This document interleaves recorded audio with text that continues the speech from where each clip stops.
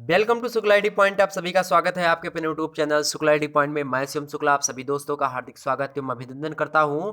दोस्तों, आज के वीडियो में हम बात करेंगे महाकवि भूषण के बारे में। जी हाँ, महाकवि भूषण के बारे में बात करेंगे और जानेंगे कि महाकवि भूषण से बीए फर्स्ट ईयर के एग्जाम में जो फर्स्ट पेपर है उसमें भूषण द्रुत पाठ के रूप में शामिल है। तो आखिरकार इनसे किस प्रकार के प्रश्न एग्जाम में पूछे जाते हैं और आखिरकार क्यों भूषण इंपॉर्टेंट है, क्यों रीतिकाल के बड़े ही महत्वपूर्ण कवि हैं, कवित्रयी में शामिल है। कवित्रयी होती एक वेदत्रयी है जिसमें आपका जो है वेदत्रयी में 3 शुरुआत के वेद हैं। अथर्ववेद को छोड़ दें तो बाकी सारे के वेद जैसे कि सामवेद, अथर्ववेद, सामवेद, यजुर्वेद और एक वेद और है, ठीक है, ऋग्वेद, सामवेद, यजुर्वेद, ये 3 वेद जो है वेदत्रयी में शामिल है। और ऐसे ही तो कवित्रयी एक है। कवित्रयी में 3 कवि हैं, केशवदास, बिहारी और महाकवि। ये कवित्रयी कहाँ के हैं? ये रीतिकाल में कवित्रयी बनाई गई। उस कवित्रयी के 3 इंपॉर्टेंट कवि केशवदास, बिहारी और महाकवि भूषण शामिल हैं, ठीक है। तो इसलिए ये बड़े ही महत्वपूर्ण कवि हैं। और हमने जैसा कि आपको केशव के बारे में भी बताया, बिहारी जी के बारे में हमने भी बताया, ठीक। अब बचे महाकवि भूषण एवं लास्ट हैं आपके हिंदी साहित्य के प्रथम प्रश्न पत्र के लास्ट आपके यही बचे हैं। बाकी सारा का सारा सिलेबस मैं करवा चुका हूं फर्स्ट ईयर का। बीए फर्स्ट ईयर के फर्स्ट पेपर का जितना भी था, जितने भी कवि आप में शामिल थे, उन सभी कवियों के बारे में हमने बता दी।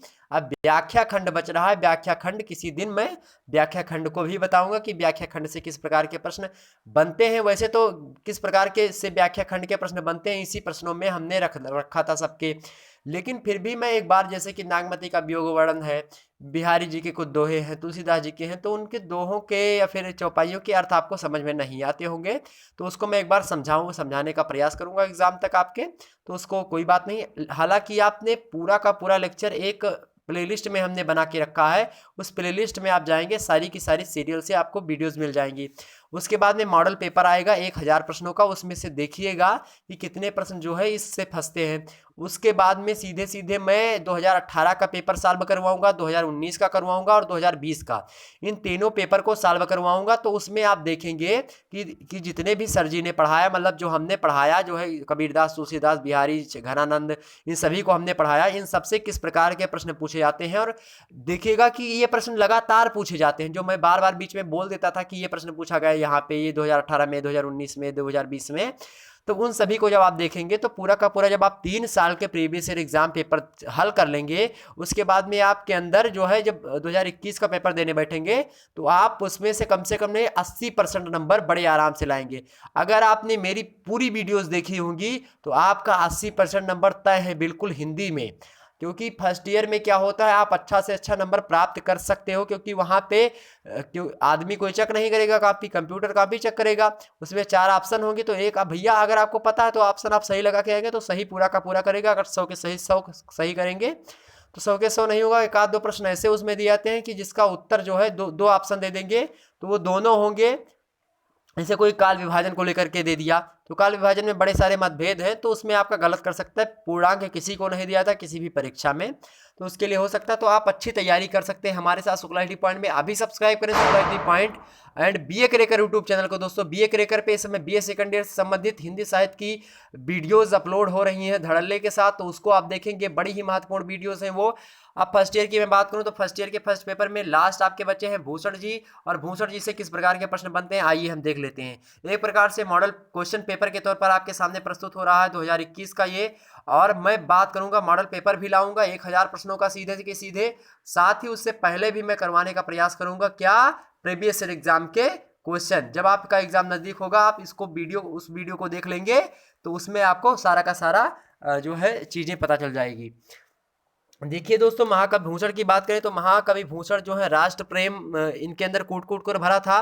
वीर रस से ओतप्रोत हैं ये। भाषा विव्यंजना करने वाले भूषण का जो जन्म हुआ था 1613 ईस्वी में कानपुर जिले के तिकवापुर नामक ग्राम में हुआ था। भूषण के बचपन का नाम बात की जाए तो घनश्याम था। चित्रकूट के सोलंकी राजा रुद्र ने इन्हें कवि भूषण की उपाधि से नवाजा था। रीतिकाल की बात करें तो रीतिकालीन कवियों में व्यक्तित्व एवं कृतित्व सर्वथा निराला है। भूषण द्वारा लिखित ग्रंथों की संख्या अगर बात की जाए तो 6 मानी जाती है। उन 6 में आपको मैं बताऊं तो शिवराज भूषण, शिवा बावनी, छत्रसाल दशक, भूषण उल्लास, भूषण हजारा, और फिर भूषण दूषण उल्लास, सॉरी भूषण उल्लास। ठीक, तो भूषण उल्लास कौन कौन सी है? पहली है शिवराज भूषण, दूसरी है शिवा बावनी, तीसरी छत्रसाल दशक, चौथी भूषण उल्लास, पांचवी है भूषण हजारा। ठीक, इन ग्रंथों में शिवराज भूषण ही एकमात्र प्रमाणिक ग्रंथ है, बाकी की इनकी रचनाएं प्रमाणिक ग्रंथ नहीं है। इनके लक्षण ग्रंथ की बात करें, जिसमें जिसे अलंकार का नाम जाना जाता है, अलंकार के नाम से पहचाना जाता है, तो ठीक है उसकी मैं बात करूं तो उसमें 407 छंद हैं। प्रारंभ के 30 छंद हैं मंगलाचरण के, रायगढ़ वर्णन तथा कवि के वंश का आदि का वर्णन किया गया है। 100 छंदों में अर्थालंकार वर्णित है, 4 छंदों में शब्दालंकार है, एक में उभयालंकार है। ठीक है, इस प्रकार से इनमें अलंकारों का समावेश किया गया है। विपरीत अलंकारों के उदाहरण श्रृंगार रस के ना देकर के वीर रस के इन्होंने दिए हैं। उनके माध्यम से शिवाजी के चरित्र के विभिन्न उदात्त पक्षों को उजागर करने का सफल एवं अस्तुत्य प्रयास किया गया है। ठीक, अब हम थोड़ा बात कर लेते हैं इनके बारे में। तो ये काव्य कुब्ज ब्राह्मण थे। कौन? महाकवि भूषण कैसे थे? तो काव्य कुब्ज ब्राह्मण थे, जन्म 1613 ईस्वी में, पता ही चल गया आपको। तो भूषण कहीं ना कहीं पे राष्ट्र प्रेमी हैं और वीर रस से ओतप्रोत हैं। इनकी रचनाओं में वीर रस झलकता हुआ आपको नजर आएगा, जैसे कि कवि कवि सज चतरंग सैन अंग में उमंग धर सरजा शिवाजी जंग जीतन चलत हैं।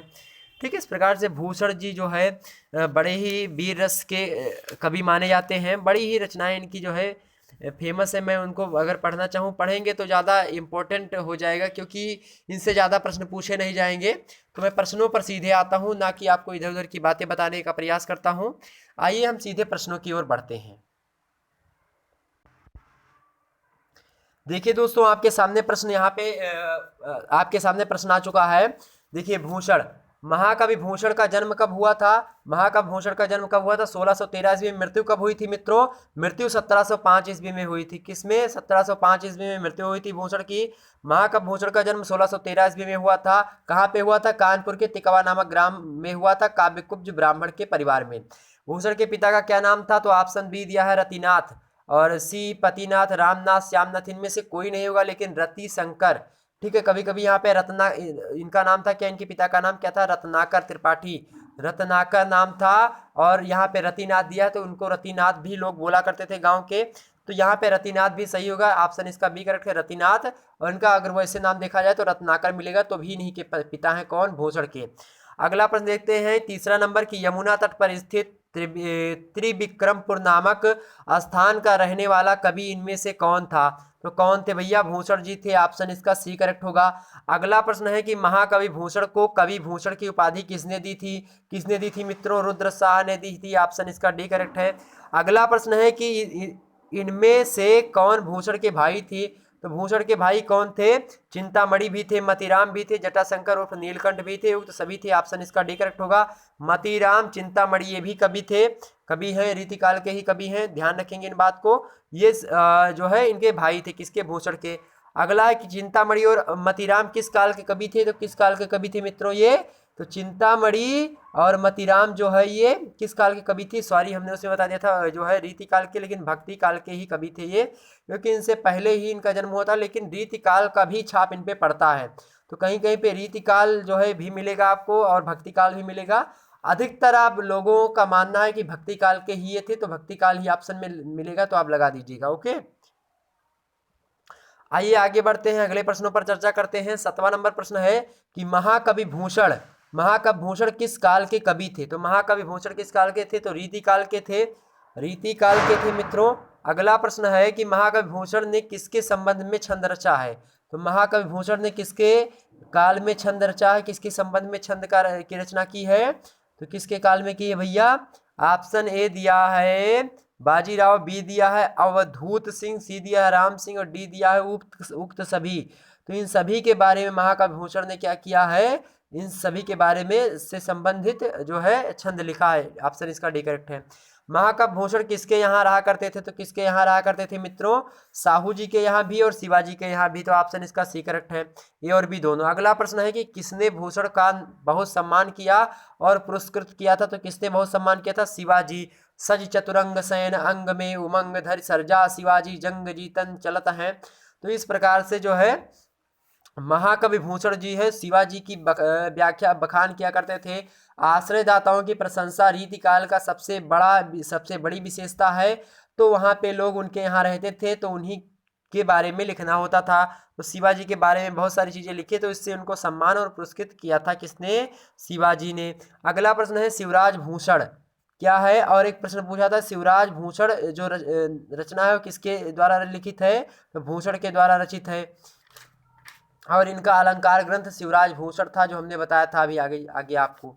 शिवराज भूषण किस कृति में मतलब लिखा है? शिवराज भूषण कृति में कितने अलंकारों के लक्षण एवं उदाहरण दिए गए हैं? क्योंकि शिवराज भूषण अलंकार ग्रंथ है इसलिए इसमें लगभग जो है 105 अलंकारों के लक्षण और उदाहरण दिए गए हैं। 105 ऑप्शन इसका बी करेक्ट है। अगला प्रश्न है अलंकार ग्रंथ शिवराज भूषण का आधार है। अलंकार ग्रंथ शिवराज भूषण का आधार है तो चंद्रालोक आधार। अगला प्रश्न है शिवराज भूषण कृति में अलंकारों के लक्षण किसमें हैं? तो शिवराज भूषण कृति में अलंकारों के लक्षण किसमें दिए गए हैं भैया? तो किसमें दिए गए हैं? दोहों में दिए गए हैं। ऑप्शन इसका सी करेक्ट है। अगला प्रश्न है अलंकार ग्रंथ के उदाहरण किसमें हैं? तो अलंकार ग्रंथ के जो उदाहरण दिए गए हैं वो कवित्त सवैया में दिए गए हैं। अलंकार ग्रंथ के उदाहरण कवित्त सवैया में है जबकि अलंकारों के लक्षण जो है वो दोहा में दिए गए हैं। तो रीति काल में दो मुख्यतः होकर थे लक्षण और उदाहरण। तो रीति मुक्त में क्या हुआ था? रीतिबद्ध, रीति मुक्त और रीति सिद्ध। इनमें लक्षण और उदाहरण के हिसाब से इन तीनों को कैटेगराइज किया गया था। किसी में लक्षण और जो है उदाहरण दोनों हुआ करते थे। किसी में लक्षण उदाहरण कोई नहीं था। किसी में लक्षण था लेकिन उदाहरण नहीं था। किसी में उदाहरण था तो लक्षण नहीं था। इस प्रकार से कैटेगराइज किया गया। किसी दिन रीतिकाल पढ़ाऊंगा तो उसकी पूरी विशेषताएं मैं बताने का प्रयास करूंगा। या हिंदी साहित्य का जब इतिहास पढ़ाऊंगा तो उसमें पेवर रूप से मतलब विस्तार रूप से बताऊंगा कि वीर गाथा काल की क्या विशेषताएं थी, उसमें भक्ति काल की क्या विशेषताएं थी, रीतिकाल की क्या विशेषताएं थी। रीतिकाल में 3 थी उनकी क्या थी, भक्ति काल में 2 थी, ज्ञानाश्रयी सगुण काव्य धारा, निर्गुण काव्य धारा उनकी क्या थी। या फिर बहुत सारी चीज़ें नाथ साहित्य वीर गाथा काल में नाथ साहित्य, ठीक है, और बहुत सारी चीज़ें थी तो उनकी विशेषताएं क्या क्या थी। साथ ही आधुनिक काल में आएंगे भारतेंद्र युग, द्विवेदी युग, ठीक है, छायावाद युग, उसके बाद में फिर प्रगतिवादी, प्रयोगवादी, छाया स्वतंत्रोत्तर, छायावादोत्तर, ठीक, सठोत्तरी कविता, नई कविता, इन सभी की क्या क्या विशेषताएं थी इन सभी को मैं बताऊंगा उस समय। ठीक, तो शिवराज भूषण में जो कृति में अलंकारों के जो लक्षण थे वो तो दोहा में थे लेकिन अलंकार ग्रंथ में जो उदाहरण दिए गए थे वो कवित्त सवैया में। और कौन सा अलंकार ग्रंथ है? शिवराज भूषण। अगला प्रश्न है कि छत्रसाल दशक नामक कृति के रचनाकार कौन है? तो छत्रसाल दशक कृति में किसका वर्णन क्या पूछा गया है? छत्रसाल दशक नामक कृति के रचनाकार कौन है? तो छत्रसाल दशक कृति के रचनाकार कौन है? कौन है भैया? तो भूषण जी हैं। ऑप्शन इसका कौन है? ऑप्शन देखिए यहाँ पे बी ऑप्शन दिया है। ऑप्शन बी छत्रसाल दशक कृति में किसका वर्णन है? तो किसका वर्णन किया गया है इसमें? किसका वर्णन किया गया है मित्रों? तो महाराज छत्रसाल का वर्णन किया गया है। ओके, आगे हम बढ़ते हैं, अगले प्रश्न की ओर बढ़ते हैं। अगला प्रश्न दोस्तों आपके सामने प्रस्तुत है कि किस कृति में शिवाजी का बखान किया गया है? तो किस कृति में शिवाजी का बखान किया गया? शिवा बावनी में। ऑप्शन इसका बी करेक्ट है, बी ऑप्शन। अगला प्रश्न है कि महाकवि भूषण का वास्तविक नाम क्या था? तो महाकवि भूषण का वास्तविक नाम क्या था? घनश्याम दास त्रिपाठी। क्या था? घनश्याम दास त्रिपाठी। कहीं पे ऑप्शन में दिख रहा है? Option A Ghanshyam Das Tripathi. अगला प्रश्न क्या है? भूषण की छवि किस रूप में है? तो भूषण की छवि किस रूप में है? वीर रस के रूप में है। बिल्कुल है, वीर रस के रूप में है। ऑप्शन इसका बी करेक्ट है, वीर रस के रूप में है। भूषण की पालकी में कौन कंधा लगाया था? तो भूषण की जो पालकी थी उसमें कौन कंधा लगाया था? महाराज छत्रसाल दशक। ऑप्शन नंबर इसका क्या है? A option, Maharaj Chhatrasal. Okay, option इसका ए करेक्ट है। और भी प्रश्न इनको रिलेटेड पूछा जा सकता है। बस और क्या प्रश्न, बहुत सारे प्रश्न हो गए लगभग। बहुत सारे प्रश्न ऐसे घुमा के आपसे पूछ लिया जा सकता है कि इनमें से कौन भूषण का ग्रंथ है। उसमें ऑप्शन देगा भूषण साकारी, भूषण राज, दूषण राज या फिर भूषण हजारा। तो भूषण हजारा जो है इनकी रचना है, हमने बताया था, लेकिन भूषण साकारी, भूषण राज, दूषण राज इनकी कोई रचना नहीं है। एक दूषण हजारा है, एक भूषण हजारा है, ठीक है, दूषण हजारा नहीं है, ठीक है, उसको ध्यान रखेंगे। तो दूषण के प्रकार के कोई नहीं है।